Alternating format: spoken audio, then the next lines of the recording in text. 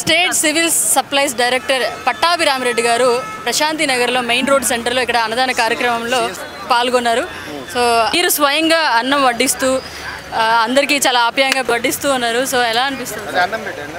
వినాయక చవితి సందర్భంగా 3వ డివిజన్లోని సిఎస్ కోర్టు వాళ్ళ ఆధ్వర్యంలో వాళ్ళ మిత్రమందరం అందరూ కలిసి ఈరోజు పెద్ద ఎత్తున అన్నదాన కార్యక్రమం చేశారు.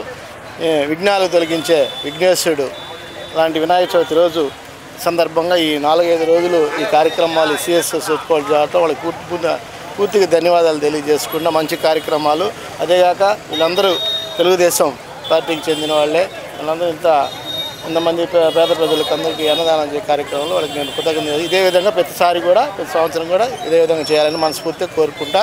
వాళ్ళకి ఆయురారోగ్యాలు అష్టైశ్వర్యాలు కూడా ఆ భగవంతుడు ఇవ్వాలని మీ ద్వారా తెలుసుకుంటాం. ఏం కోరుకున్నారు సార్ వినాయకుడిని ఈరోజు? అందరూ నెల్లూరు జిల్లా ప్రజలంతా సుఖ సంతోషాలతో సస్యశ్యామలుగా ఉండాలని కోరుకున్నాము. ముఖ్యమంత్రి నారా చంద్రబాబు నాయుడు గారు లైటింగ్ విషయంలో చాలా ఊరటనిచ్చారు. సో చాలా సంతోషం. ఈరోజు వినాయకుడు ఒకరికి కాదు దేవుడు, అందరికీ దేవుడు ఈరోజు వినాయకుడు. అలాంటి పండుగలకి మొత్తం ఈరోజు రాష్ట్ర ప్రభుత్వం విద్యుత్ కాంతులతో ఒకరికి కూడా ₹1 ఖర్చు లేకుండా ట్రై చేయడం మాత్రం ఆయనకి ప్రత్యేక ధన్యవాదాలు తెలియజేసుకుంటున్నాము.